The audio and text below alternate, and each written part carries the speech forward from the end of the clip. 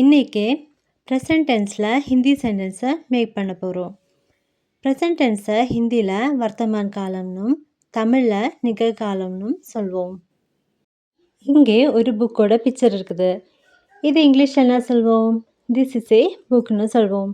தமிழில் இது ஒரு புத்தகம். இது எப்படி ஹிந்தியில் ட்ரான்ஸ்லேட் பண்ணலாம்? ஹிந்தியில் இதுனா ஏ, உருனா ஏக், புத்தகம்னா கிதாப்.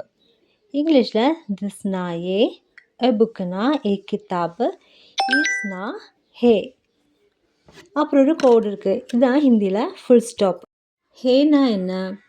ஹிந்தியில் ஹே, ஹே, ஹூம்னா இங்கிலீஷ் ப்ரெசன்ட் டென்ஸில் ஈஸாராம் யூஸ் பண்ணுவோம்ல, அதில் ஈஸ்தா ஹே, ஆனா ஹே, ஆம்னா ஹூம். இதெல்லாம் எப்போ யூஸ் பண்ணுவோன்னா ஹீ ஷீட் கூட ஹே இஸ் யூஸ் பண்ணுவோம். தேவியு கூட ஆர் ஹேம் யூஸ் பண்ணுவோம். அப்புறம் ஐ கூட ஆம், ஹூம் யூஸ் பண்ணுவோம். ஏ ஏ கிதாப் ஹே இந்த சென்டென்ஸை இங்கிலீஷில் எப்படி கொஸ்டினாக கேட்கணும்? இங்கிலீஷில் வாட் இஸ் திஸ்ன்னு கேட்கணும். தமிழில் இது என்னன்னு.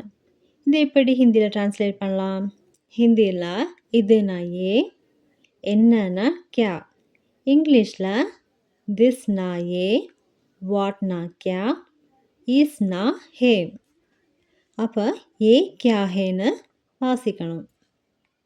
இப்போ இங்கே நிறைய புக்ஸ் இருக்குது. இது இங்கிலீஷில் எப்படி சொல்லலாம்? இங்கிலீஷில் தீஸ் ஆர் புக்ஸ்னு சொல்லுவோம். தமிழில் இவை புத்தகங்கள். இது எப்படி ஹிந்தியில் சொல்லலாம்? ஹிந்தியில் இவைனா ஏ, புத்தகங்கள்னா கிதாபே. இங்கிலீஷில் தீஸ்னா ஏ, புக்ஸ்னா கிதாபே, அப்புறம் ஆர்னா ஹேம். இதை ஏ கிதாபே ஹேம்னு வாசிக்கலாம். இங்கிலீஷில் இது எப்படி கொஸ்டினாக கேட்கலாம்?